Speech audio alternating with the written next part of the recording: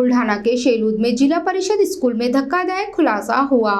2 महिला शिक्षिकाओं ने 200 रुपये रोज पर मजदूर महिलाओं को बच्चों को पढ़ाने के लिए रखा। शिक्षिकाएं बाल संगोपन रजा पर हैं, जिससे बच्चों की पढ़ाई प्रभावित हो रही है। बुल्ढाना जिले के शेलूद गांव में जिला परिषद स्कूल में एक चौंकाने वाला मामला सामने आया है, जिसने शिक्षा विभाग की कार्यप्रणाली पर गंभीर सवाल खड़े कर दिए हैं। इस स्कूल की 2 महिला शिक्षिकाएं अर्चना बाहेकर और शीला बाहेकर पिछले 1 साल से बाल संगोपन की रजा पर हैं। सूत्रों के अनुसार ये दोनों शिक्षिकाएं अपने बच्चों को उच्च शिक्षा दिलाने के लिए लातूर चली गई हैं, लेकिन इस रजा का उपयोग करते हुए उन्होंने अपनी जगह पर 200 रुपये रोज की मजदूरी पर 2 मजदूर महिलाओं को बच्चों को पढ़ाने के लिए नियुक्त कर दिया। इस धक्कादायक खुलासे से स्थानीय पालक और ग्रामीणों में भारी आक्रोश है। इस अनैतिक कृत्य के कारण स्कूल में पढ़ने वाले गरीब बच्चों की शिक्षा पर बुरा असर पड़ रहा है। पालकों का कहना है कि मजदूर महिलाओं के पास ना तो शिक्षा का अनुभव है और ना ही उचित प्रशिक्षण, जिसके चलते बच्चों का शैक्षिक नुकसान हो रहा है। शाला व्यवस्थापन समिति ने इस मामले की कई बार शिकायत की, लेकिन स्थानीय शिक्षा विभाग ने इस ओर पूरी तरह से अनदेखी की। पालकों ने जब शिक्षा अधिकारियों से संपर्क किया तो उन्हें जो करना है कर लो जैसे जवाब मिले।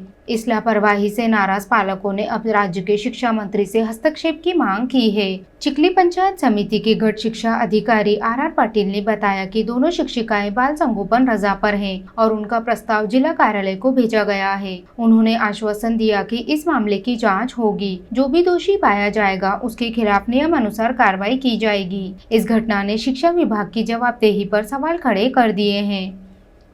सर, आमच्या शाळेतल्या 2 शिक्षिका ह्या गैरहजर नाही आहेत। त्यांचा माझ्याकडं अर्जित रजा व बालसंगोपन रजेचा अर्ज माझ्याकडे प्राप्त झालेला आहे। तो मी वरिष्ठ कार्यालयाला पाठवलेला आहे। कोणत्या शिक्षिका काय नाव?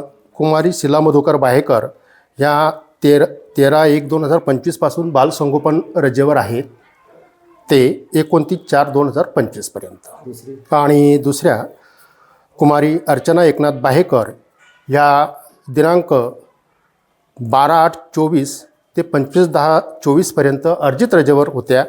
तदनंतर त्या 11/11/2024 ते 31/12/2024 पर्यंत बालसंगोपन रजा पहिला टप्पा, तदनंतर 1/1/2025 ते 7/2/2025 पर्यंत बालसंगोपन रजा दुसरा टप्पा व तदनंतर 10/2/2025 ते 28/4/2025 पर्यंत अर्जित रजा, अशा पद्धतीने त्यांचे अर्ज आम्ही वरिष्ठ कार्यालयाला पाठवलेले। शिक्षकांच्या पर्यायी व्यवस्था काय केली होती शाळेमध्ये? हो, आदरणीय सर, की विद्यार्थ्यांचं शैक्षणिक हित लक्षात घेता त्यांचं नुकसान होऊ नये आणि म्हणून दीर्घ रजेवर ह्या असल्यामुळे आम्ही आमच्या व्यवस्थापन समितीच्या म्हणजे मान्यतेने विना आर्थिक मोबदला 2 स्वयंसेविका इथे तात्पुरत्या स्वरूपात शैक्षणिक नुकसान होऊ नये म्हणून त्यांना आम्ही शिकवण्याची परवानगी दिलेली आहे। त्यांना काय वेतन दिले जात? सर, त्यांना शालेय प्रशासनाकडून कुठलंही वेतन दिलं जात नाही। सर, ज्या 2 शिक्षिका आहेत त्या बालसंगोपन रजेवर आहेत आणि बालसंगोपन रजेचा शासन निर्णयानुसार त्या रजेवर गेलेल्या आहेत। त्यांचे रजेचे प्रस्ताव आपण जिल्हा कार्यालयाला पाठवलेले आहेत।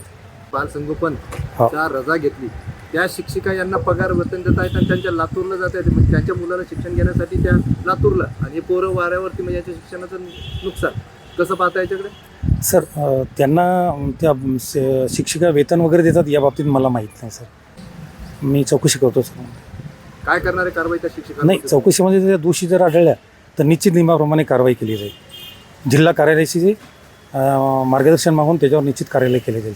तुमचे जे केंद्र प्रमुख आहेत त्यांची जबाबदारी आहे की नाही, कधी पाहणी करतात? हो सर, प्रशासनातल्या जबाबदारी हो, आहे? प्रशासनातल्या पर्यवेक्षी यंत्रणेची सर्व जबाबदारी आहे सर, हे मान्य आहे। त्यांच्यावर काही कारवाई होईल का? हो सर, होईल निश्चित।